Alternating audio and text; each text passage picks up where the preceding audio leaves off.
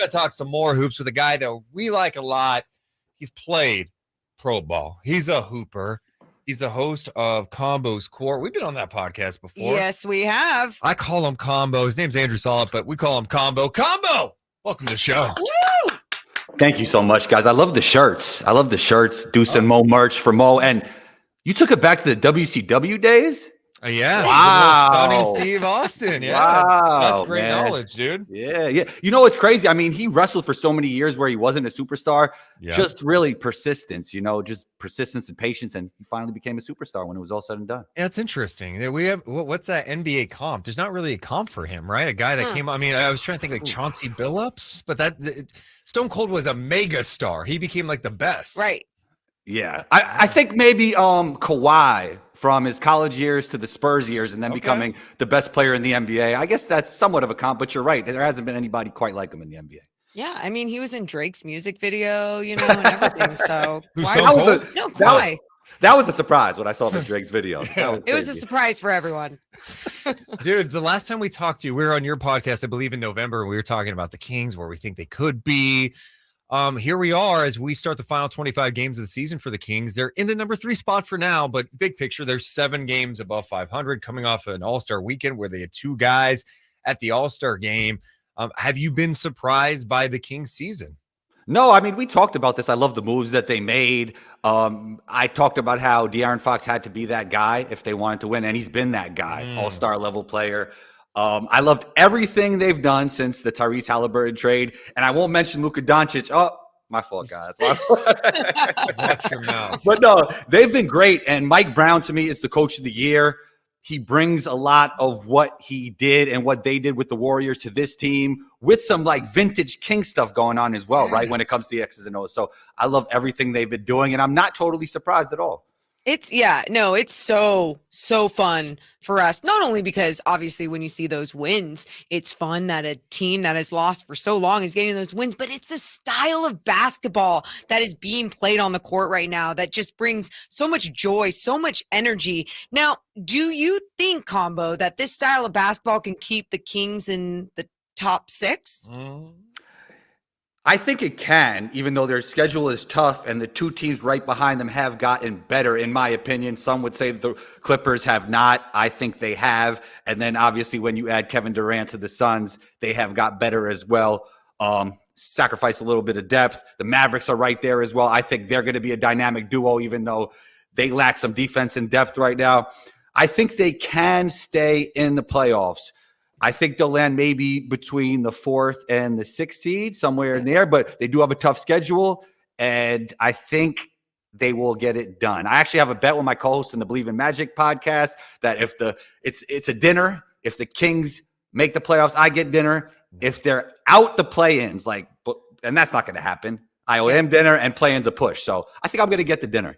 Ooh, I hope you get. Yeah. I hope you get the dinner for all of us.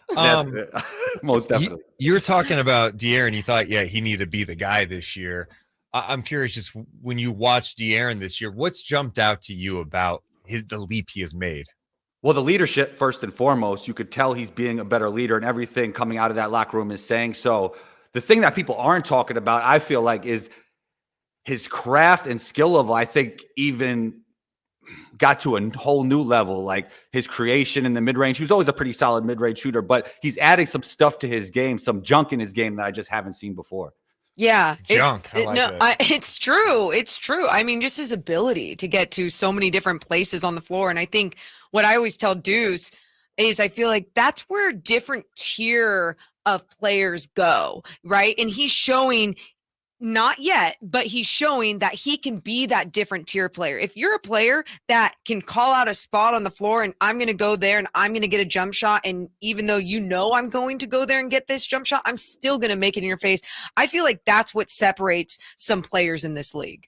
I totally agree with you. And he's a pure point guard in every sense of the word, in my opinion. And not only that, one of the fastest players in the league from end to end.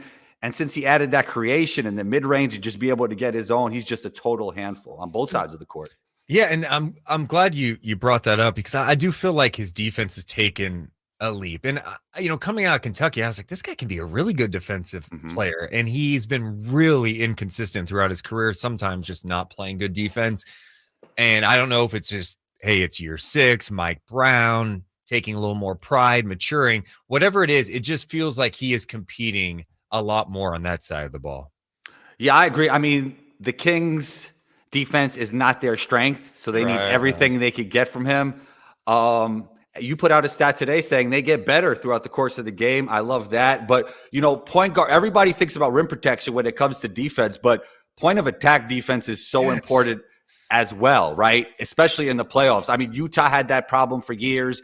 Gobert was a great defender down there in the paint, but point of attack defense wasn't great. So seeing De'Aaron getting better on the defensive side is just so important for the Sacramento Kings team. It's so important because we talk about how, Mike Brown even talks about how, hey, we can be a good enough defensive team, but we need individuals to get better, to step up. And maybe even it comes to changing around the roster and making tweaks eventually to get those individuals on this squad that have elite defensive skills.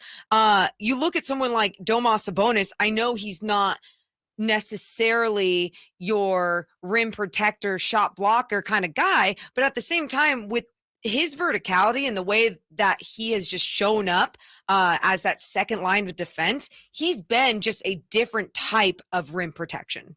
Yeah, he's not the most athletic defender, even though in some ways I think he's an underrated athlete, but his IQ on defense, his feel on defense is pretty damn good in my opinion. Yeah, what do you have? What have you made from Sabonis this year? The Kings have him just at the 5, which I think is his natural spot. They're running stuff through him. He's kind of like a Jokic light in that regard. What has stood out to you about Sabonis? I love the Jokic light thing because he's that hub, right? I think that's the best word for him. He's a hub. He's like that second point guard. He's that point forward that they really needed, because I think you need 1 or 2 or 3 guys initiating offense in the modern NBA, and just the way he could set screens, handoffs, initiate offense, it's been phenomenal. I think he even added more of that since his days with the Pacers. So Keegan Murray has had his ups and downs this year. I would say more ups, just looking at his role on this squad. What have you seen from the rookie Keegan Murray? I think, he's had his challenges as a young player. I love the shot making. I love his ability to play both sides of the floor. And I think at the very least, he's going to be a winning playoff player, right? He could plug and play. He could play with great players. He's a great fit there. He's a guy that could fit around star players, but also has some star potential himself. All right. We've seen you alluded to some of these moves in the Western Conference with KD. The Clippers have made a lot of moves to kind of reshape their team. Who do you think's the best team in the West? Like who do you think right now is kind of the favorite? I like Denver, man. I really like Denver.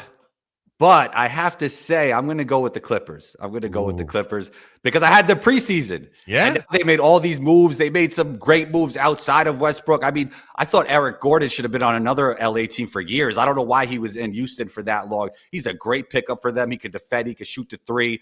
We'll see. He might have aged a little bit. We got to see how he plays with competitive playoff basketball. I wish he would have had a move to a contender a little bit earlier on in his career, but he is a great fit there. I think the Russell Westbrook thing is actually going to work. I think it wasn't a great fit with LeBron. I think, Kawhi and Paul George are obviously going to initiate offense, but I do think it's a better fit with Russ. And, he's still a 18, 6-6 around their guy. I think he's going to throw them.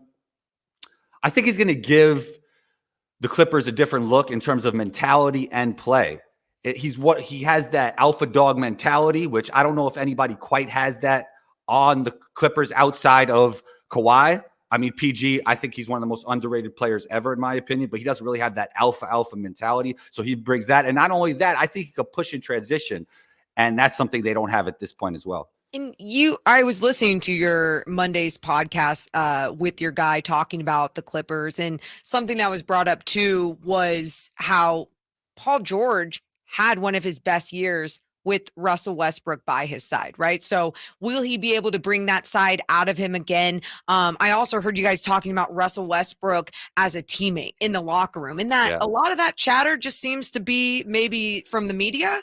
Yeah, I think that's true because, look, PG obviously loved him. He wanted this trade to happen, and it's probably a big reason it did happen. Kawhi had to sign off. Not only that, they loved him in Washington, right? So they love him in a lot of places. He was a fan favorite at OKC, and he lasted there for years. He's a future Hall of Famer. People tend to like playing with Westbrook. It didn't seem to work out with LA, but he has a good track record with other teams. I would say this too with Russ. Like when you get bought out, now he's a different player, right? Sure. Like he's not making that 40 something million from the Clippers, whatever that crazy amount was. I mean, I don't even know what his official contract is with the Clippers. This is kind of a pivotal time. Like people have dragged his name through the mud. Mm-hmm. I think he has always had a chip on his shoulder. That's just kind of how he plays the game. But I think that chip's only gotten bigger because of how he's been talked about. And I feel like he was blamed so much for what was going wrong with the Lakers when it really wasn't just him. It was the roster construction, putting him in an environment where he feels wanted, that feels empowered, and he probably knows what's on the line for his future. I think he can be really impactful for the team. Yeah, and I think people forget he had some really nice stretches with the Lakers in his new role this season off the bench. He was putting up some good numbers. Obviously, the defense isn't great, and we know the efficiency isn't great, but he brings a different kind of mentality. He could push pace. He's great at finding shooters. I mean, there are still a lot of things that Russell Westbrook brings to the table. Not only that, I think coaching fit is so important. You guys play a team today with Cam Reddish, who I knew before he went to the Knicks was not going to be a good fit with Thibodeau. Like, he's not that go-hard type player. He's a good two-way player who needs an opportunity, but he's not that go-hard type guy, right? He's kind of like, he got that laid-back kind of game. Like, PG-13 has that game, and I think he's one of the most underrated players ever. So I think this fit between Ty Lue and Russell Westbrook is great because Ty Lue is one of the best guys when it comes to adjustments and lineups, especially in the playoffs. I think it's a great coaching fit. We often talk about player fit between each other, but sometimes we have to talk about coaching and player fit.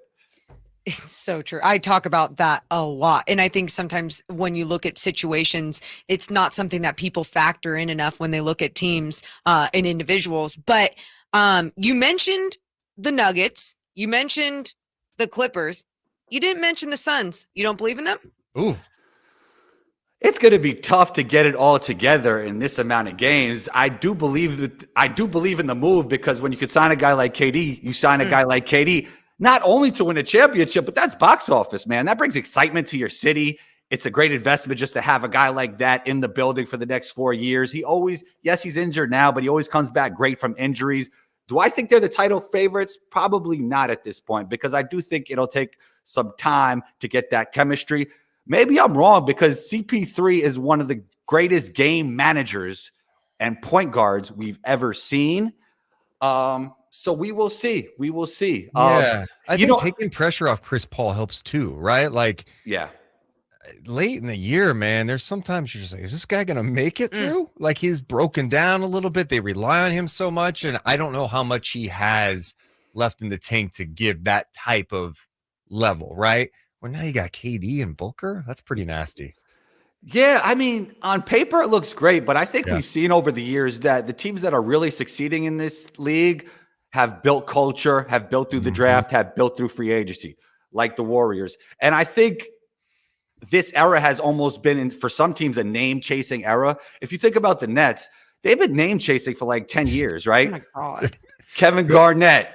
Oh, Paul that's such Pierce, a bad trade. Joe Johnson, Kyrie Irving, James Harden, Kevin Durant, with no culture. And I think teams will start moving away from that. The Suns have a new governor, so I think he wanted to make a splash, and he didn't care about all that. And I do think it was a right move because, KD is one of the 1 or 2 best players in the league when he's healthy. I agree. And I think when it comes down to KD, like we were talking about that when it was a possibility that KD could be finding a new home. It's like anyone would do almost anything for him, right? And you really quick mentioned the Warriors. Charles Barkley said the Warriors are cooked. Do you agree with him? It's looking bad right now. Cooked, no, because their ceiling is basically higher than any other team in the NBA when they're hitting on all cylinders, and they still have their core. They still have Jordan Poole, who they signed to a long-term extension. They got GP2 back. Not sure when he's playing, but he was big for them last season. A lot of it obviously depends on Steph Curry's health because he got a lot going on. He got all these injuries going on, and we need to see him back if they want to win. But I think they definitely have a chance because they have the highest ceiling, in my opinion. Will they get to that? We will see. The thing with them, like, you just think of what they got last year out of their others. Yeah. Right? They had some vets on that team that helped them. GP2, one of them, of course. Otto Porter, Bielitsa. And I think they thought this year they're going to be able to get more out of Kuminga on a consistent basis. Yeah. Maybe something out of Moses Moody. But, like, Even Wiseman, right? yeah, Wiseman, right? That's the Yeah. other guy. He's not even on the team anymore. So Yeah. I think that was a miscalculation by them, you know, and I also don't know that the Warriors have the patience to do this whole, like, hey, we got to win a championship, but we also have to develop at the same time. It's a tough balance to strike when you're trying to win championships. You know, they're playing with two timelines, which is really tough. Yeah. So they're trying to win championships while developing young Right. players. And that's a crazy challenge. The thing is, they actually got that done last year. So kudos to them, but it might have caught up to them this season. Man. So we're coming off of an interesting weekend in the NBA. Oh, it was hideous is what you Okay. meant to say. Well, it was an I- ugly All-Star I weekend. could just for say what it that. was, yeah. Ugly All-Star weekend. And Deuce and I, over the last couple of days, or yesterday, whatever the hell day it is, we were trying to come up with ideas because we don't know what the NBA needs to do to make these players want to play a game or make it at least something where the fans are entertained. Do you have any all-star ideas? One-on-one. Bring it back to the essence. That's what Play you said. one-on-one, man. Play I thought one-on-one. about that, but man, like, but I don't want to play one-on-one like it was Brown and Tatum, where it's like they're going 60%. Like, if you're gonna play, like, play. Let's get after it. Yeah, I think that needs to be an event. And I don't even think it has to be the All-Stars, but I just think that would be a great event. Like, somebody got to set the tone. That's what it is. Somebody got to go out there, play hard, make everybody push themselves. I mean, Tatum had his 50 points, but he really wasn't pushing everybody else in the No. process.